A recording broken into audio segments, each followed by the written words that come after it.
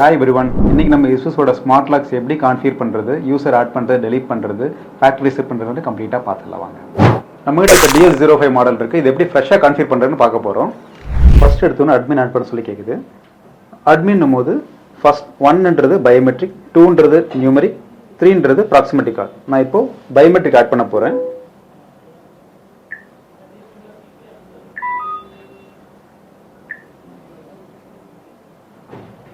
So biometric add பண்ண போகிறேன். பயோமெட்ரிக்ன்றது 1. So 1 கொடுத்த உடனே ஃபிங்கர் வைக்க சொல்லி கேட்குது. நான் இங்கே ஃபிங்கர் வைக்க போகிறேன். ஃபிங்கர் சென்சரில் நீங்கள் ஃபிங்கர் வைக்கிறீங்க. எத்தனை தடவை வைக்கணும்? 6 டைம்ஸ் அதே ஃபிங்கரை வேறு டைரெக்ஷனில் மாற்றி மாற்றி வைக்கணும். இப்போ கன்ஃபார்ம் ஆகிடுச்சு. ஓகேங்களா?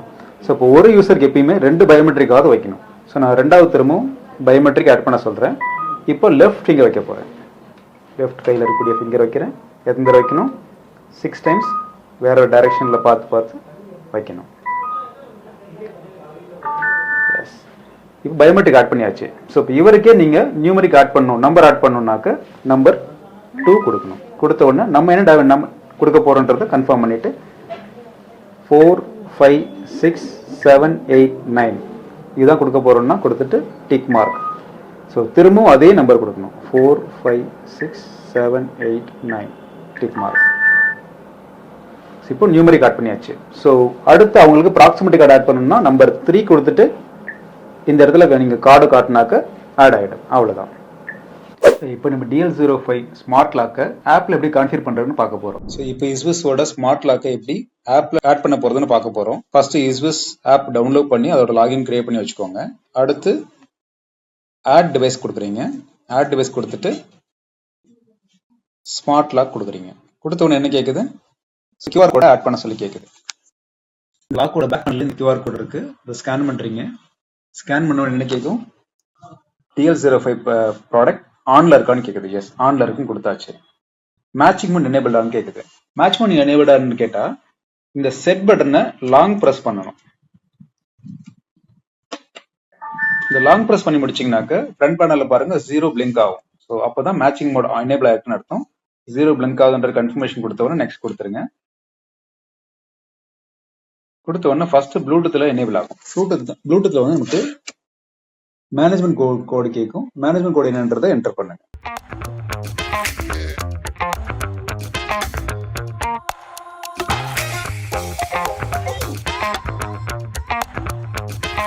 நான் மேனேஜ்மெண்ட் கோடு கொடுத்து இப்போ என்டர் கொடுத்துட்டேன்.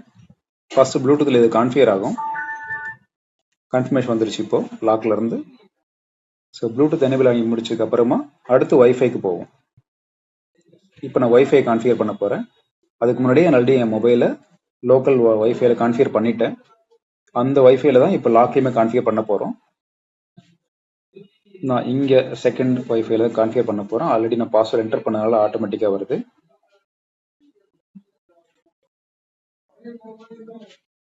ஸோ நெட்வொர்க் கனெக்ட் ஆகிடுச்சு. இஸ்விஸ் பிளாட்ஃபார்மில் ரெஜிஸ்ட்ரேஷன் முடிச்சிருச்சு. பைண்ட் ஆயிடுச்சு. ஸோ இப்போ இஸ்விஸ் ஆப்பில் நம்மளோட ஸ்மார்ட் லாக் ஆட் ஆயிடுச்சு. இதுக்கப்புறம் எல்லா கான்ஃபிகரேஷன்ஸையும் நீங்கள் ஆப்ல இருந்தே கூட பண்ண முடியும். இப்போ DL05 நம்ம இஸ்விஸ் ஆப்பில் கான்ஃபிகர் பண்ண முடிச்சாச்சு. ஸோ இஸ்விஸ் ஆப்பில் எப்படி காட்டும் பாருங்க. DL05 லாக் ஓப்பன் பண்ணுங்க. ஃபர்ஸ்ட் என்ன பேட்டரி ஸ்டேட்டஸ், எவ்வளோ பேட்டரி இருக்கு, வைஃபை கனெக்ஷன்ல இருக்கா, ப்ளூடூத் கனெக்ஷன்ல இருக்கான்னு காட்டுது. இப்போ எல்லாமே கனெக்ஷன்ல இருக்கு. ஸோ கீழே என்னென்ன ஆப்ஷன்ஸ் இருக்கு பாருங்க. Unlock, user management, temporary passcode, Bluetooth key. கீழே ஈவெண்ட்ஸ். ஸோ யார் எப்போ ஓப்பன் பண்ணாங்கன்றதுக்கான ஈவெண்ட்ஸ். ஸோ இப்போ யூசர் மேனேஜ்மெண்ட்குள்ள போனீங்கன்னாக்க எத்தனை யூசர் ஆட் பண்ணிருக்கீங்க? 1 யூசர் இப்போதைக்கு ஆட் பண்ணிருக்கு. ஸோ அப்போ யூசருக்கான பேரை மாற்ற முடியுமா? S, possible. ஸோ உள்ள போறீங்க, யூசர் கிளிக் பண்றீங்க, அவங்களோட பேரை மாத்துறீங்க. எஸ். ஸோ இப்போ இந்த யூசர் பேர் மாத்தியாச்சு. இந்த யூசருக்கு என்னென்ன ஆட் பண்ணிருக்கீங்க? 2 ஃபிங்கர், ஒரு டிஜிட்டல் பாஸ்கோட் ஆட் பண்ணிருக்கீங்க. ப்ராக்சிமிட்டி கோட் ஆட் பண்ணி தான் இங்க காட்டும். எஸ், இப்போ ஒரு யூசர் ஆட் பண்ணி முடிச்சிருக்கோம். இது ஒரு அட்மின். அடுத்து நான் ஒரு யூசர் மட்டும் ஆட் பண்ண போறேன். எப்படி ஆட் பண்றது? ஆட் யூசர்ன்றதை நீங்க லாக்லயும் பண்ண முடியும், நம்ம ஆப்லயும் பண்ண முடியும். நான் இப்போ ஆப்ல இருந்து இனிஷியேட் பண்ண போறேன். இனிஷியேட் பண்றேன். இனிஷியேட் பண்ணும்போது அவங்க அட்மினிஸ்ட்ரேட்டரா இல்லை யூசரான்னு கேக்குது. ஸோ அட்மினிஸ்ட்ரேட்டர்னாக்க அவங்களுக்கு எடிட்டிங் ஆப்ஷன் ஃபுல்லாவே இருக்கும். யூசருக்கு ஜஸ்ட் யூஸ் பண்றதுக்கு மட்டும் தான் ஆப்ஷன் இருக்கும். நான் இப்போ ஒரு யூசர் மட்டும் ஆட் பண்ண போறேன். யூசர் கொடுத்துட்டு நெக்ஸ்ட் கொடுக்குறேன். அவங்களோட பேர் கேக்குது. கொடுத்த உடனே அவங்க அடுத்து பர்மனண்டா கஸ்டமா. பர்மனண்ட் அப்படின்னாக்கா அவங்களுக்கு கண்டினியூஸா எப்பயுமே வந்து அவங்களுக்கு அக்சஸ் இருக்கும். கஸ்டம்னாக்கா அவங்களுக்கு ஸ்பெசிபிக் டைம் மட்டும் டைம் கொடுக்க முடியும். நான் இப்போ பர்மனண்ட் கொடுத்துட்டு நெக்ஸ்ட் கொடுக்குறேன். கொடுத்த உடனே லாக்ல பயோமெட்ரிக்கா நம்பரா கார்டான்னு கேக்குது. ஸோ நான் இப்போதைக்கு ஃபிங்கர் பிரிண்ட் வைக்க போறேன். ஃபிங்கர் பிரிண்ட் கொடுத்த உடனே ஆட் ஃபிங்கர்னு கொடுத்த உடனே லாக்ல கேக்குது பாருங்க. ஸோ ஃபிங்கர் ஆட் பண்ண சொல்லுது. நான் ஃபிங்கர் இப்போ ஆட் பண்றேன்.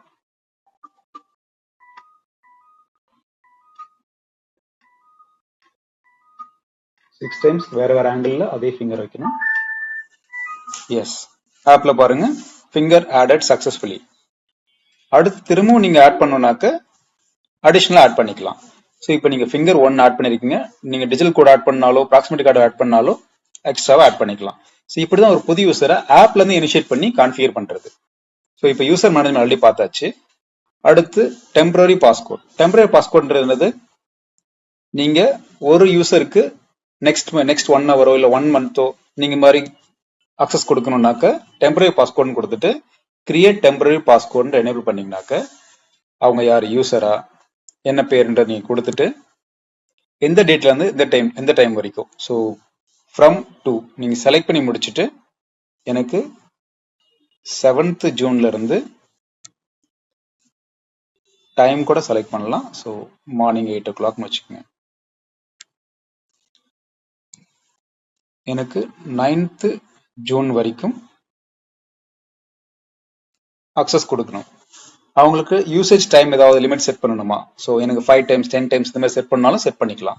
ஸோ இப்போதைக்கு அவங்களுக்கு நோ டைம் லிமிட் கொடுத்துட்றேன். ஸோ அப்படின்னும் போது எத்தனை தடவை வேணா ஓப்பன் பண்ணிக்கலாம். ஸோ கொடுத்துட்டு நெக்ஸ்ட் கொடுத்தீங்கன்னா என்னுடைய ரெஜிஸ்டர்ட் மொபைல் நம்பர் இமெயில் அட்ரஸ்க்கு அந்த பாஸ்கோட் வந்துடும்.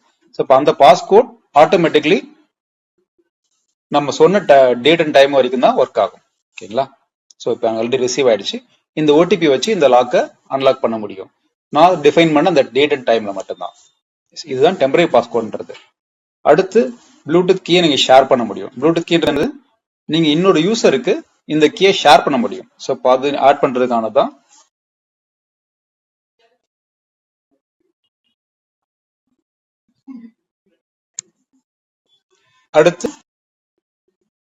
அடுத்து ப்ளூடூத் கீ.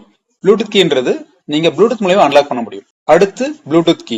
ப்ளூடூத் கீன்றது இந்த லாக் ஆல்ரெடி வந்து ப்ளூடூத் பிளஸ் வைஃபைல ஆல்ரெடி கான்ஃபிகர் பண்ணிட்டோம். இப்போ இந்த லாக் அன்லாக் பண்ணணும்னாக்க இப்போ ஆல்ரெடி ப்ளூடூத்ல பேரிங்ல தான் இருக்கு. நான் அன்லாக் கொடுக்கணும் பாருங்க. ப்ளூடூத் அன்லாக் மேல காட்டுதுங்களா? இப்போ slide right to unlock. See, இப்போ லாக் அன்லாக் ஆயிடுச்சு. ஓபன் பண்ண முடியும். இது ப்ளூடூத் அன்லாக்கிங். இந்த மாதிரி இன்னொரு யூசருக்கு நீங்க வந்து அக்சஸ் கொடுக்கணும்னாலும் கொடுக்க முடியும். அது எப்படி கொடுக்கறது? ப்ளூடூத் கீன்றதை செலக்ட் பண்ணி கீழே ஆட் ப்ளூடூத் கீன்னு கொடுத்தீங்கன்னாக்க எந்த அக்கௌண்ட்டுக்கு நீங்க ஷேர் பண்ண போறீங்க, ஸோ இன்னொருத்தர் மொபைல்ல ஒரு ஆப்ல வந்து நமக்கு அவங்களோட இமெயில் அட்ரஸ் மொபைல் நம்பர் வச்சு நமக்கு ஒரு கோடு ஜென்ரேட் பண்ண இல்லையா, அதை நீங்க கொடுத்து நெக்ஸ்ட் கொடுத்தீங்கன்னாக்க மொபைல் நம்பரோ இல்லை இமெயில் அட்ரஸோ கொடுத்து நெக்ஸ்ட் கொடுத்தீங்கன்னாக்க அவங்களோட ஆப்ல உங்க கீ ஷேர் ஆயிடும். ஸோ அப்போ அவங்களால ப்ளூடூத் வச்சு அன்லாக் பண்ண முடியும். இப்படி ஒரு ப்ளூடூத் கீயும் நீங்க ஷேர் பண்ண முடியும். அடுத்து எப்படி ஒரு யூசரை டெலீட் பண்றது? ஸோ ஒரு யூசர் டெலிட் பண்ணணும்னாக்க யூசர் மேனேஜ்மெண்ட் போனீங்கன்னாக்க யாரெல்லாம் நீங்க யூஸ் பண்ணிருக்கீங்க, ஆட் பண்ணிருக்கீங்களோ எல்லாருமே உங்களுக்கு லிஸ்டா காட்டும். ஸோ இப்போ 2 யூசர் ஆட் பண்ணிருக்கேன். நான் இப்போ 2வது யூசர் டெலிட் பண்ணணும் அப்படின்னாக்க just click on that user. கீழே பாருங்க டெலிட் யூசர் இருக்கு. கிளிக் பண்ண உடனே அது ஷோர்னு கேக்குது. எஸ்ன்னு கொடுத்த உடனே யூசர் டெலிட் ஆயிடுச்சு. அப்போ அவங்களுடைய பயோமெட்ரிக் நம்பர் கார்டு எல்லாமே ஆட்டோமேட்டிக்கா டெலிட் ஆயிடும். ஸோ இப்படிதான் ஒரு யூசரை ஆட் பண்றது டெலிட் பண்றது எல்லாமே. எஸ், அடுத்து நம்ம முக்கியமான ஒரு ஃபீச்சர் ரிமோட் அன்லாக்கிங். அதாவது வேற லொகேஷன்ல இருந்து இந்த லாக் எப்படி அன்லாக் பண்றதுன்னு பார்க்க போறோம். ஸோ அதுக்கு பண்ணணும்னாக்க ஃபர்ஸ்ட் இந்த ரிமோட் அன்லாக்கிங் எனேபிள் பண்ணணும். ஸோ எனேபிள் பண்ணணும் அப்படின்னாக்க ஃபர்ஸ்ட் நான் இப்போ இந்த மொபைல் இருக்கக்கூடிய ப்ளூடூத் அண்ட் வைஃபையை ஆஃப் பண்ணிட்டேன். தட் மீன்ஸ் இந்த மொபைல் இப்போ இந்த லொகேஷன்ல இல்லைன்னு அர்த்தம். ஸோ இப்போ வேற லொகேஷன்ல இருக்கு. ஃபர்ஸ்ட் அன்லாக்னு கொடுத்தீங்கன்னாக்க என்ன ஆகும்? ரிமோட் அன்லாக்கிங் எனேபிள் பண்ண சொல்ல கேக்குது. ஸோ எனேபிள் ரிமோட் அன்லாக்கிங் காட்டுதுங்களா? ஸோ ரிமோட் அன்லாக்கிங் இப்போ எனேபிள் பண்ண போறேன். ஸோ ஆத்தரைஸ் பண்றேன். ஆத்தரைஸ் பண்ண சொல்லி கேட்கும்.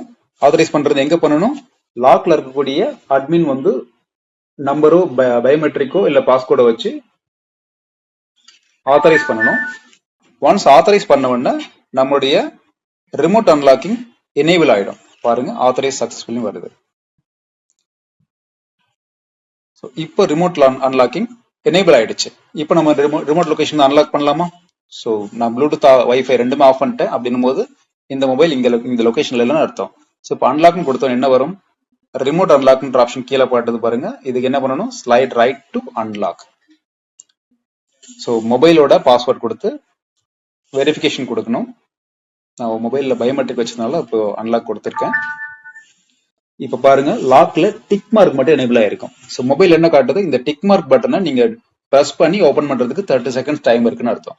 ஸோ அப்போ 30 செகண்ட்ஸ்க்குள்ள இந்த டிக் மார்க்கை டச் பண்ணிட்டு ஓபன் பண்ணிக்கலாம்.